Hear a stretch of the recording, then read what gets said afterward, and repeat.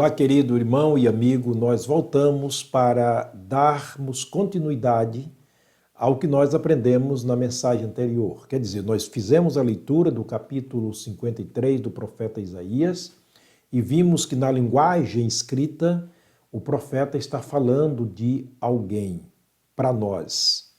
De quem seria quem seria este alguém? O nosso assunto geral é as feridas de Jesus. E nesta mensagem de hoje eu quero mostrar aqui a veracidade e a confiabilidade da palavra dos profetas. Mas eu quero, antes de chegarmos a esse texto que prova sobre isto, mostrar que Jesus, que Deus, no caso, logo após o pecado do homem, quer dizer, da raça humana, Deus providenciou o meio pelo qual todos seriam perdoados, todos seriam sarados da enfermidade chamada pecado. Portanto, Deus foi muito bondoso para conosco quando ele notou que em Adão todos morreram, em Adão todos se desvencilharam e se separaram de Deus, se desintegraram dele. Ele providenciou o meio de reintegrá-los de volta, de trazê-los de volta, de perdoar, de sarar e justificar. Qual foi o meio que ele usou? Aí o profeta Isaías, no capítulo 53, está fazendo alusão exatamente a este meio que Deus utilizou para salvar, redimir a raça humana.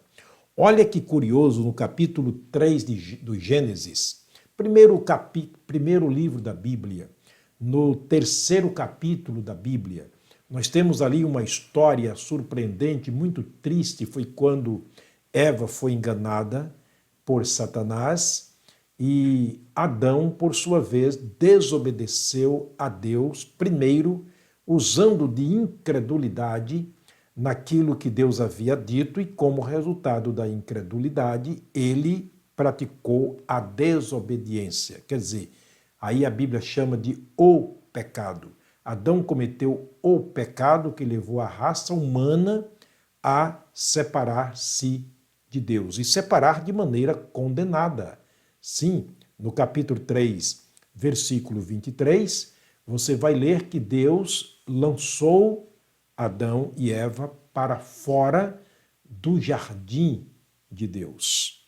Portanto, diz o texto de Gênesis capítulo 3, verso 15 o seguinte: E porei inimizade entre ti e a mulher, e entre a tua semente e a sua semente. Esta te ferirá a cabeça e tu lhe ferirá o calcanhar.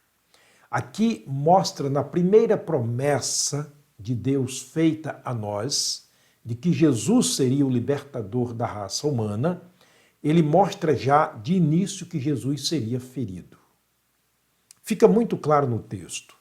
Ele, naquele momento, se virava para Satanás, a serpente, a antiga serpente, que é o diabo e Satanás, e naquele momento ele falava, quer dizer, pelo menos estava incorporado ali na serpente, naquele animal que Deus havia criado e colocado no Éden. Ele se vira e diz: E porém inimizade entre ti. Ele se refere a Satanás. E a mulher ele se refere a Eva. E, obviamente, está se referindo também a Maria, mãe de Jesus, de onde Jesus nasceria, mas a mulher de um modo geral.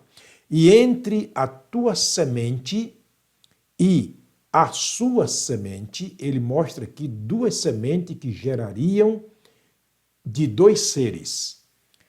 É a semente de Satanás, a semente de Deus.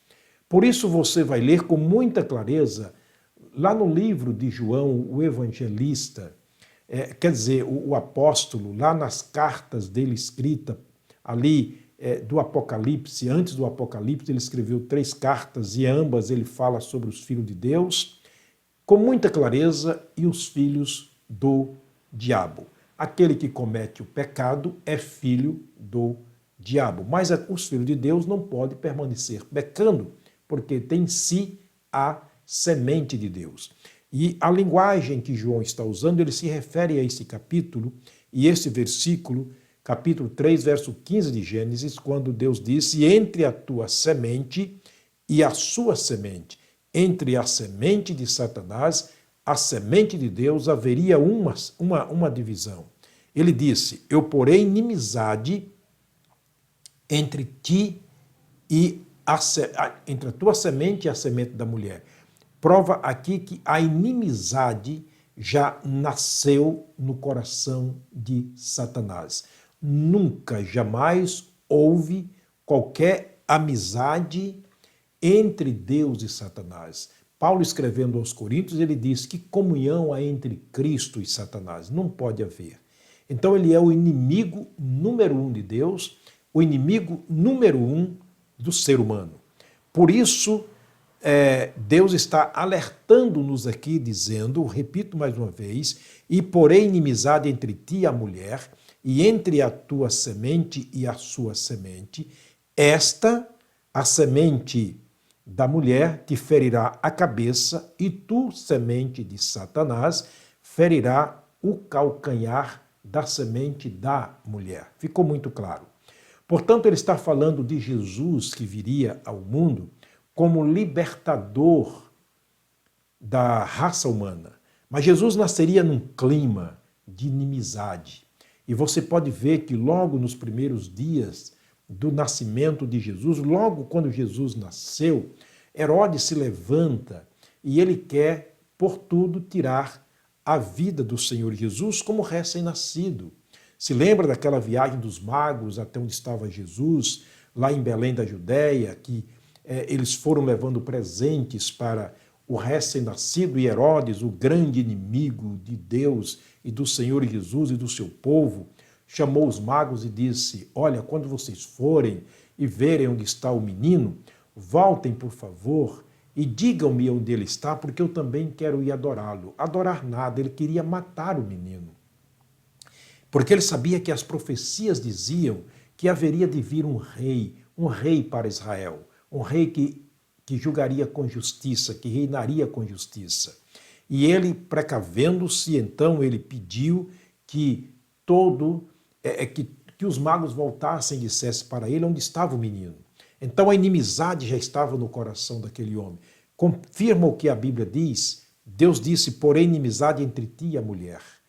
Maria, ganhando o seu filho, Jesus, agora estava no olho, na mira de Satanás, através do rei Herodes. Como ele não pôde extirpar o Jesus naquele momento, é lógico que ele empreendeu uma guerra contra todas as crianças que estavam dentro da faixa etária, da faixa de idade que Jesus nasceu, para que fossem tiradas e mortas, e ele matou muita criança, lamentavelmente. Então, a Bíblia Sagrada é muito interessante quando a gente faz a concordância dos textos. Nessa questão, ele está dizendo: por inimizade entre ti e a mulher, essa te ferirá a cabeça e tu lhes ferirá o calcanhar. Estava dizendo que Jesus seria ferido por Satanás, mas Satanás seria vencido, destruído por Jesus. O mal nunca, jamais venceu o bem e jamais vencerá. Nunca. Pode até ser dizimado, pode até ser alcançado, pode até ser abatido, mas destruído nunca. Portanto, esse texto é muito interessante. Na próxima mensagem, eu quero trazer sobre o profeta Isaías profetizando sobre Jesus. O profeta Isaías profetizou que Jesus seria ferido. E daí nós vamos começarmos aqui uma série de mensagens sobre as feridas do Senhor Jesus. Espero que você esteja entendendo. Estou indo devagarinho, pacientemente falando o que está escrito, apenas o que está escrito, e dizendo o que diz a palavra de Deus sobre determinado assunto. Espero que Deus esteja iluminando a sua mente e que o seu coração seja aberto para receber esta palavra como palavra de Deus. O João, o apóstolo, escreveu no Apocalipse capítulo 1, versículo 3. Ele diz que bem-aventurado é aquele que lê e aqueles que ouvem as palavras dessa profecia e guardam as coisas que nela está escrita, porque o tempo está próximo. Portanto, ouça. Enquanto você está ouvindo a leitura, por gentileza, ouça. Esse é o nosso dever. Mas não apenas ouça, guarde. Não apenas guarde, viva a palavra de Deus. Que Deus abençoe a você e a sua família, em nome do Senhor Jesus Cristo. Até a próxima mensagem, se o Pai do céu nos permitir.